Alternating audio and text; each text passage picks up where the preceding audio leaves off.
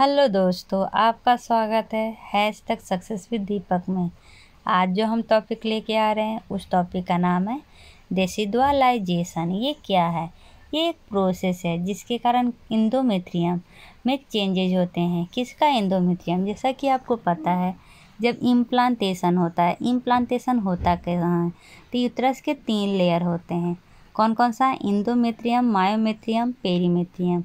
ठीक है, इंडोमेट्रियम में भी 3 लेयर होते हैं, कॉम्पैक्टम, स्पॉन्जियसम और बेसिलारिस। ठीक है, जो पहला 2 लेयर होता है उसको फंक्शनल लेयर कहते हैं और जो लास्ट बेसिलारिस है उसको नॉन फंक्शनल लेयर कहते हैं। तो पहला सेकंड लेयर को फंक्शनल क्यों कहते हैं?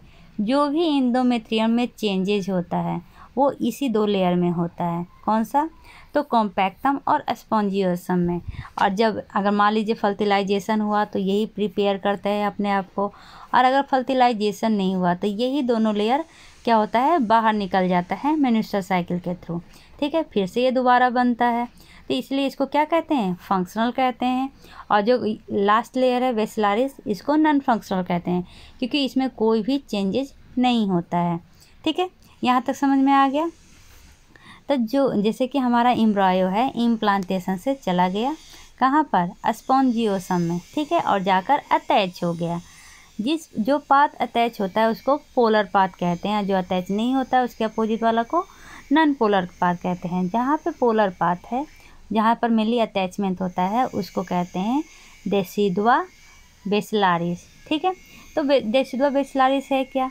तो ये देखिए, इंडोमेट्रियम में चेंजेज हो रहा है कहाँ पे? जो पाथ अटैच हुआ है, ये समझ गए।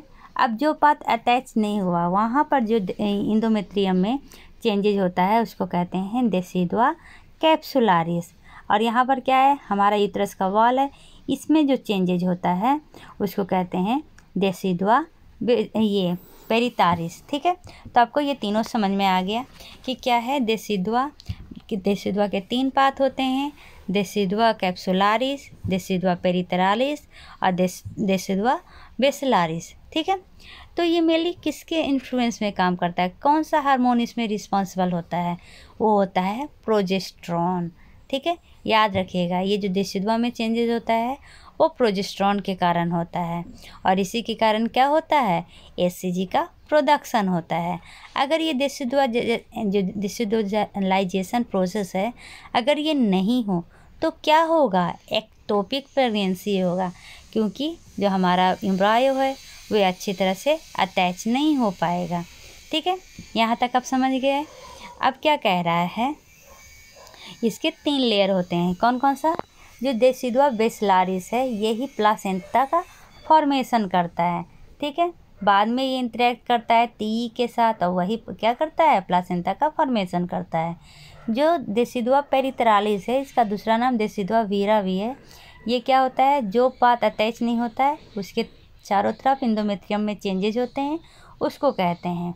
और डेसिडुआ कैप्सुलारिस आपको बता दिए थे, अपोजिट टू द प्लासेंटा में जो चेंजेज होता है। यहाँ तक समझ में आ गया? अब हिस्टोलॉजिक चेंजेस क्या क्या होते हैं? तो एक रिएक्शन होता है जिसको कहते हैं एरिस स्टेरा रिएक्शन। इसमें मेनली क्या होता है?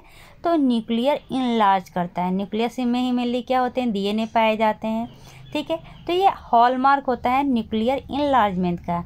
अगर इसमें क्या हो गया? मिस इम्प्रिंटिंग हो जाएगा तो क्या हो सकता है? कैंसर हो सकता है। ठीक है, तो कौन कौन सा कैंसर होने का डर है? इंडोमेट्रियोसिस, वेजाइनल एडिनोसिस, पारा ओवेरियन सिस्ट, म्यूसिनियस सिस्ट एडिनोमास। ठीक है, अब क्या कह रहा है? एक और चेंजेज होता है किसमें? प्लाज्मा मेम्ब्रेन में। जो हमारा प्लाज्मा मेम्ब्रेन है वो एक्सटेंड करने लगता है, जिसको कहते हैं पिनोपोल्स या यूटेरोडोम्स। ठीक है, अब इसका क्या काम है? जो पिनोपोल्स है ना, एक प्रोटीन को रिलीज करता है जिसका नाम है ल्यूकेमिया इनहिबिटरी फैक्टर। ये ल्यूकेमिया इनहिबिटरी फैक्टर को कैसे रिलीज करता है? तो एक्सोसाइटोसिस या एपोक्राइन सेक्रिएशन से। ठीक है, ये जो डेसिडुअलाइजेशन है ये और भी चीज़ों पे डिपेंड करता है, जैसे कि कौन कौन सा है? Transcription factor like CCAAT, enhancer binding protein, और क्या है? होम्योबॉक्स A10। देखिए, ट्रांसक्रिप्शन में होता कहाँ है? न्यूक्लियस के अंदर होता है। तो ये सब फैक्टर भी बहुत ही ज़रूरी है। और कौन कौन सा, फॉरहेड या winged helix protein, chicken Oval albumin upstream promoter. ठीक है, ये फैक्टर आप याद कर लीजिएगा, ये बहुत ही ज़रूरी है। जब प्रोजेस्टेरॉन जो रिसेप्टर है उसको इंटरेक्शन करना पड़ता है चैपरॉन प्रोटीन के साथ। ठीक है, ये भी एक टर्म है जो याद करने वाला है। अब जो LIF ल्यूकेमिया इनहिबिटरी फैक्टर जो रिलीज होता है वो होता क्या है, उसका वर्क क्या है, तो ये मेनली इम्प्लांटेशन के समय क्या इंक्रीज करता है, फाइब्रोनेक्टिन प्रोडक्शन। फाइब्रोनेक्टिन प्रोडक्शन से क्या होता है, जो हमारा एम्ब्रायो है वो सही से अटैच हो सके और सही से इन्वेड हो सके, ताकि जब मान लीजिए जब एम्ब्रायो पेट के अंदर क्या करता है, मूव करता है या उसमें डेवलपमेंट होता है, तो वो बाहर ना निकल जाए। इसलिए जो LIF है वो क्या करेगा, बहुत ही ज़्यादा फाइब्रोनेक्टिन प्रोड्यूस करेगा, जो नेसेसरी होता है एम्ब्रायो अटैचमेंट के लिए और उसके इन्वेशन के लिए। ठीक है, एम्ब्रायो में एक सिग्नलिंग होता है, कौन सा सिग्नल होता है, इंडियन हेजोज सिग्नलिंग, जिसको किसके द्वारा किया जाता है, मेनली हेजोज प्रोटीन के द्वारा किया जाता है। अब ये सिग्नलिंग होता क्या है, तो ये मेनली किसके अंदर होता है, प्रोजेस्टेरॉन। जितना भी डिसेड्यूलाइजेशन में हो रहा है वो प्रोजेस्टेरॉन के अंदर हो रहा है। ठीक है, यहाँ तक समझने में कोई प्रॉब्लम नहीं है। ये जो हेजोज सिग्नलिंग है ये एक सिग्नल पाथवे है जिसके द्वारा जो हमारा एम्ब्रियोनिक सेल है ना वो सिग्नल भेजता है ताकि वो प्रॉपर सेल डिफ्रेंशिएशन कर सके। अगर ये सिग्नलिंग सही से नहीं हुआ तो हमारा जो सेल डिफ्रेंशिएशन हो रहा है वो सही से नहीं होगा। और ये मेनली भेजा किसके द्वारा जाएगा, तो वही DNA के द्वारा भेजा जाएगा। ठीक है, तो यहाँ तक आपको सही से समझ में आ गया। यहाँ पे एक माइस का एग्जाम्पल दिया हुआ है, लेकिन हम माइस का एग्जाम्पल क्यों समझें, हम तो ह्यूमन का पढ़ रहे हैं। एम्ब्रायो इंडोमेट्रियल कम्युनिकेशन, मतलब कि जो एम्ब्रायो अंदर चला जाता है तो इंडोमेट्रियल और एम्ब्रायो में कैसे कम्युनिकेशन होता है ये देखते हैं। तो मेनली जो हमारा एम्ब्रायो है ना वो एक हार्मोन को सेक्रेट करता है जिसका नाम है heparin binding epidermal growth factor like growth factor. इसको अगर हम शॉर्टकट में लिखें HVEGF होगा। ठीक है, ये मेनली कहाँ पे पाया जाता है, तो सेल मेम्ब्रेन में भी पाया जाता है और ये सॉल्यूबल होता है। तो इसका काम क्या है, इसका काम है कि ये क्या करेगा ना, साइक्लोऑक्सीजनेज पे एक्सप्रेशन करेगा, मैंने इसको स्टिमुलेट करेगा और इंक्रीज करेगा प्रोस्टासाइक्लिन को जो मेनली इंडोमेट्रियम में होता है, जिसके कारण क्या होता है, इंडोमेट्रियल का वैस्कुलर परमेबिलिटी बढ़ जाता है जो हेल्प करता है एम्ब्रायो को इन्वेशन करने में। ठीक है, अब इम्यूनोलॉजी ऑफ इम्प्लांटेशन, जैसा कि हमें पता है हमारा जो शरीर होता है अगर कोई बाहर से चीज़ें आती हैं तो उसके लिए वो क्या तैयार करता है, एंटीबॉडी। वैसे ही जैसे कि जो हमारा एग है वो फर्टिलाइज करता है स्पर्म से, तो अगर पैटर्नल कंट्रीब्यूशन होगा एम्ब्रायो में जिसके कारण क्या होगा, मदर के अंदर एलोजेनिक सेल होगा। एलोजेनिक सेल कहने का क्या मतलब है, दो डिफरेंट सेल।